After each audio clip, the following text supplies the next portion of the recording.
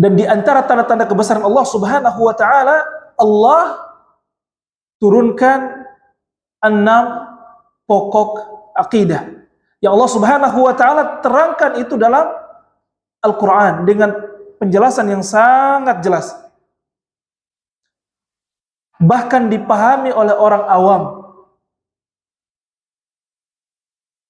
Tsumma ba'da dzalik. Namun setelah itu, ghalata fiha katsirun min adqiya'il alam. Banyak yang tidak faham, banyak yang keliru. Yang mana yang keliru ini min adqiya'il alam. Orang-orang yang katanya berpendidikan. Wa uqala'i bani Adam. Dan orang-orang yang memiliki akal yang sehat. Orang-orang yang cerdas. Kecuali sedikit yang selamat dari perkara ini. Kenapa demikian jamaah yang dirahmati Allah? Ketahuilah bahwasanya hampir semua isi Al-Quran itu tentang tauhid. Tentang apa? Tauhid. Mengapa kata Syekh? Di antara sesuatu yang aneh, justru yang jatuh ke dalam kesalahan dalam masalah ini, banyak yang sudah cerdas, yang berpendidikan. Mengapa demikian? Karena mereka hanya fokus baca Al-Quran. Mereka fokus baca Al-Quran dan belajar maqamat. Tahu maqamat? Tahu makom tuh? Tahu? Jiharka apa segala itu. Isinya dan dipahami. Apalagi mengamalkan. Makanya kita saksikan di tengah masyarakat kita, kegiatan yang rutin dilakukan, perlombaan misalnya, yang dinilai apa? Suara. Yang dinilai apa? Cara membaca. Bahkan sebagian orang membacanya secara takalluf, berlebihan, cengkok seperti lagu dangdut. Namun apa yang mereka pahami dari isinya? Tidak ada. Padahal kalau mereka tahu ketika mereka membaca Al-Quran, sesungguhnya perbuatan yang mereka lakukan itu di satu lembah, dan isi yang mereka baca itu di lembah yang lain.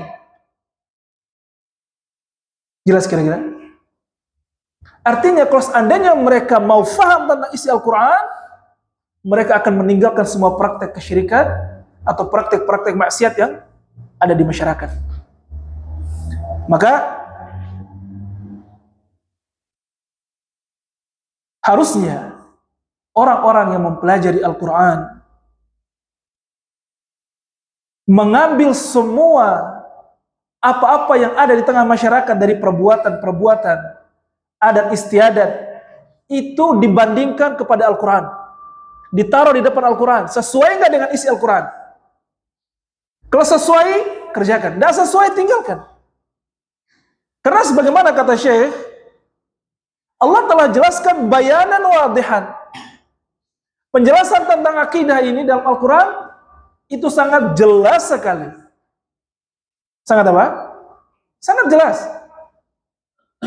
Maka orang yang memahami Al-Quran, hendaknya dia tahu.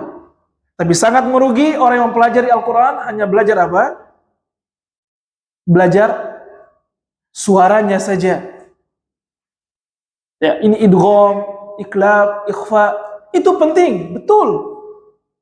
Membaca satu huruf mendapat 10 pahala, betul, penting, baik. Akan tetapi bukan untuk itu tujuan diturunkannya Al-Quran. Quran diturunkan untuk dipahami. Yang selanjutnya untuk diamalkan. Bagaimana Quran bisa menjadi pedoman hidup? Kita tidak pernah paham isi Al-Quran. Nah, kalau ditanya, apa pedoman hidup antum? Jawabnya apa? Al-Quran. Dan coba tanya, sudah sejauh mana antum memahami Al-Quran? Nol. Sampai pun orang yang sudah sarjana, doktor, profesor, mungkin kalau ditanya tentang tafsir Al-Quran, nol. Padahal dia baca Al-Fatihah berapa kali sehari? Kurang lebih 17 kali.